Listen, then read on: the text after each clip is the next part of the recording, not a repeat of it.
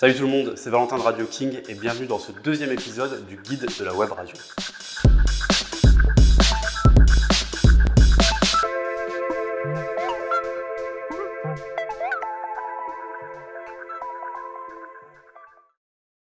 Je suis ravi de vous retrouver pour ce deuxième épisode du guide de la web radio, une série dans laquelle on voit ensemble comment créer et gérer une web radio de A à Z. Avant de commencer ce deuxième épisode, je voulais vous remercier pour les retours que vous m'avez envoyés sur le premier épisode qui était super bon.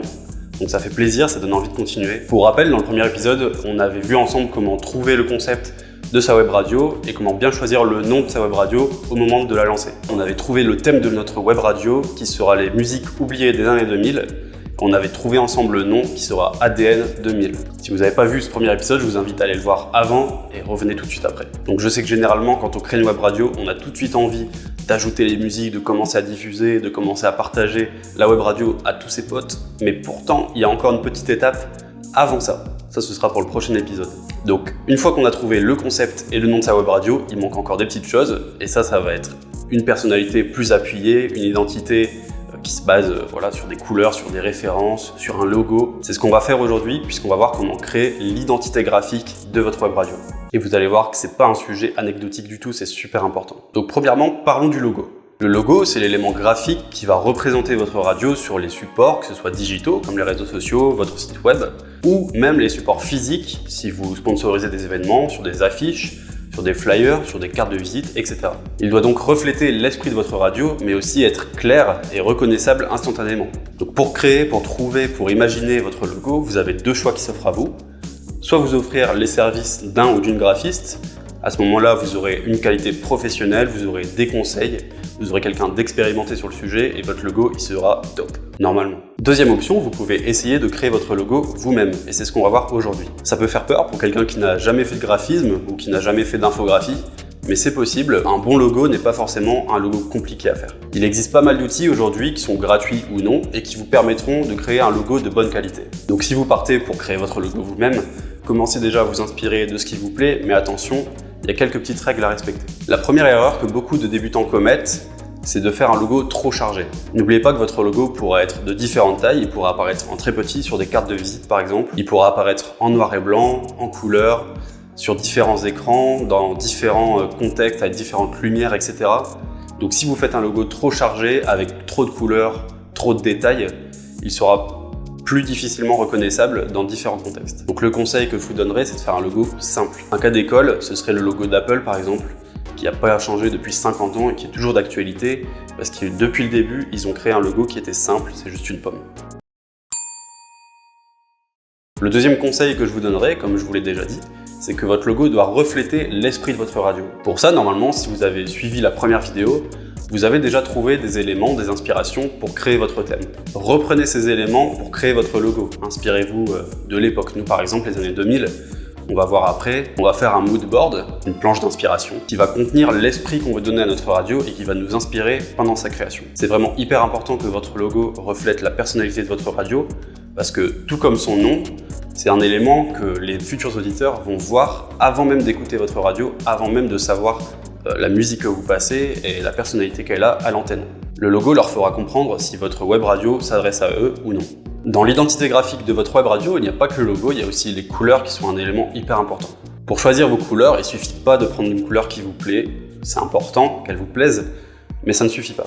Une couleur, elle va évoquer un univers, elle va évoquer une émotion, elle va évoquer une personnalité, et c'est là-dessus que vous allez devoir vous baser pour choisir vos couleurs. Par exemple, le rouge, il pourra évoquer une passion, l'amour, la haine, le sang, le danger.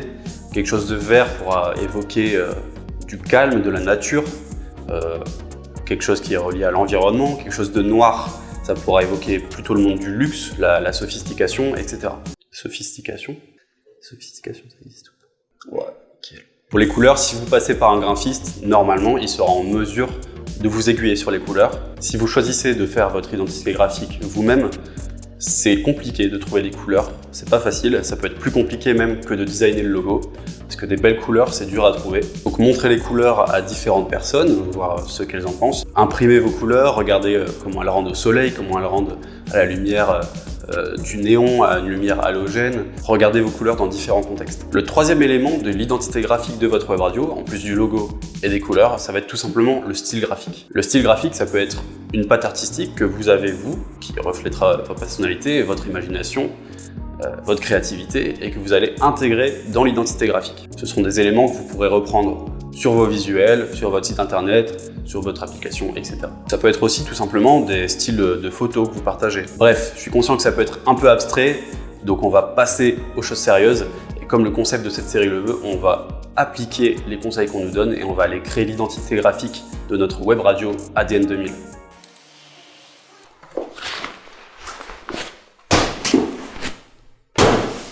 Si vous vous demandiez comment on fait le focus quand on est tout seul, c'est comme ça.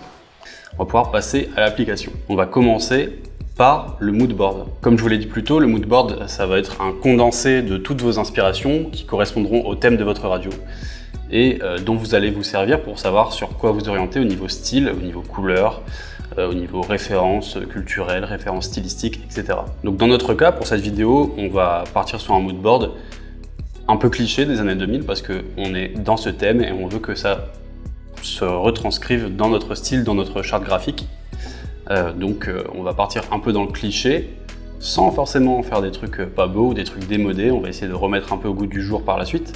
Mais le but, c'est d'avoir différentes inspirations qui vont venir nourrir notre vision et nourrir notre création quand on va passer à l'élaboration du logo et des couleurs. Je vais chercher donc des logos, des couvertures d'albums, de compilations. Je vais chercher des affiches, peut-être de concerts, de festivals. Voilà, on va voir ce qu'on trouve. C'est parti.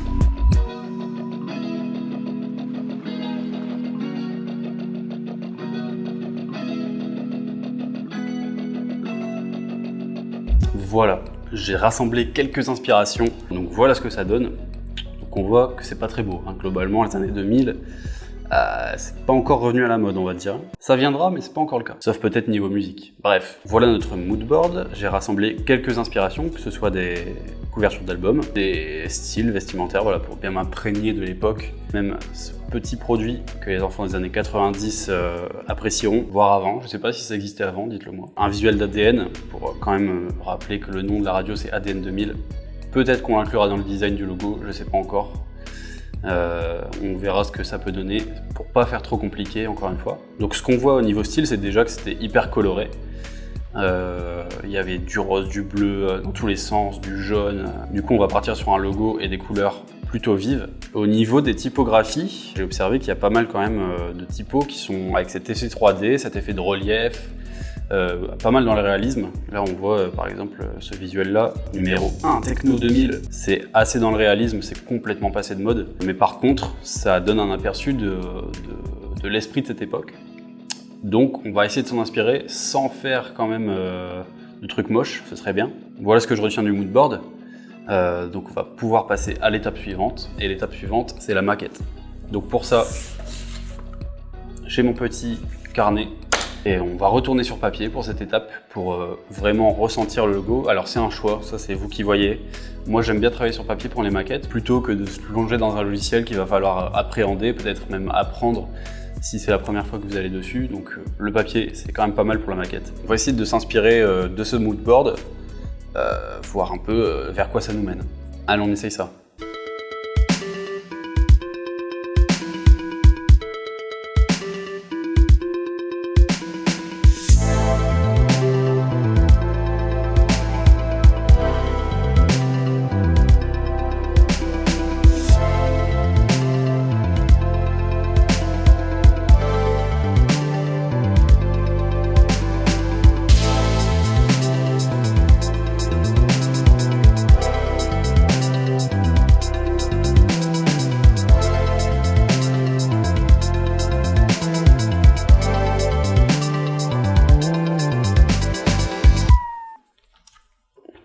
Je vous embarque.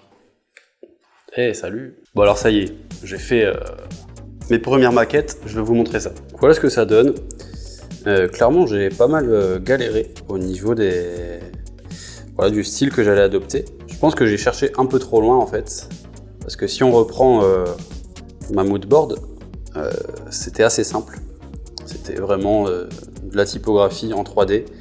Et je pense que je vais partir là-dessus parce que c'est ce qui est d'une part représentatif de cette époque et d'autre part plus simple à faire. Et comme je suis ni graphiste ni designer, je pense qu'on va partir sur un truc assez simple. Donc maintenant, il nous reste à mettre ça au propre à l'ordinateur et d'essayer de créer le logo final. Donc c'est ce qu'on va faire dans la prochaine étape. Bonjour, nous voilà à l'appart. Comme la dernière fois, on va continuer notre logo. Le but, ça va être de le créer tout simplement à partir des maquettes qu'on a dessinées et du moodboard dans lequel on a rassemblé les inspirations. Vous avez à votre disposition des outils gratuits pour créer votre logo comme Canva, Logo Type Maker par exemple, qui vous aideront à créer votre logo gratuitement. Ici, nous, pour notre part, on va aller sur Illustrator. C'est un logiciel Adobe qui est parfait pour créer des logos. Il peut faire énormément d'autres choses, mais pour créer un logo, c'est nickel. Et j'ai la chance de l'avoir, donc on va s'en servir. Si vous vous rappelez des maquettes, elles sont là. On avait dit qu'on partirait sur quelque chose d'assez simple, donc une typo en 3D pour rappeler l'effet 2000. Donc la première étape pour ma création de logo, personnellement, ça va être de trouver une typo. Pour trouver une typographie gratuite, vous avez Google Font par exemple, qui propose beaucoup de typographies gratuites dont vous pouvez vous servir tant commercialement que pour usage personnel. Donc on va se servir de ça. Donc pour ma part, j'ai trouvé cette police sur Google Font qui s'appelle Shanga. Je trouvais qu'elle avait un petit style années 2000, une petite personnalité et du coup on va voir ce qu'on peut faire avec, toujours dans cet esprit 3D, isométrique, etc.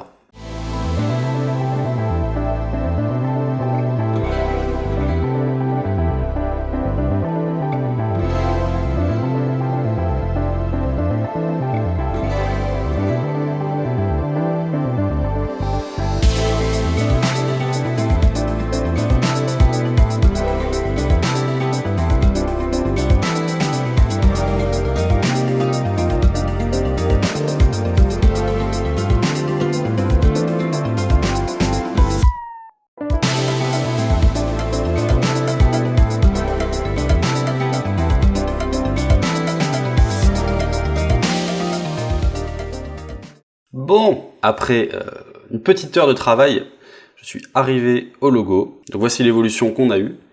Je suis parti de la typographie, j'ai essayé d'ajouter un peu des couleurs, par-ci par-là. Toujours dans cet esprit 3D un peu kitsch, mais remis un peu au goût du jour quand même. Là, il n'y a pas le logo final, mais je vous le montre tout de suite avec un mock-up. Voici le logo.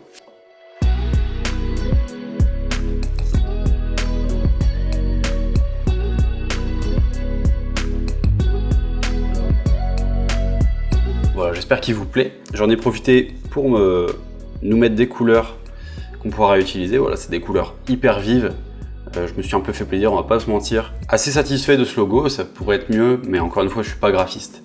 S'il y a des graphistes qui passent, sait-on jamais. Dites-moi ce que vous en pensez, ça tombe, vous allez l'aimer, vous allez repérer des erreurs dans le design. Voilà pour le logo et les couleurs. On a encore un peu de travail, enfin j'ai encore un peu de travail, que ce soit pour les bannières, pour les réseaux sociaux, les photos de profil, pour le site web, pour ma page radio qui est sur l'annuaire Radio King. Je vous montre le résultat final juste après. En tout cas, merci d'avoir suivi ce deuxième épisode du guide de la web radio. J'espère que ça vous aura un peu rassuré sur le fait que vous pouvez vous-même élaborer l'identité graphique de votre web radio.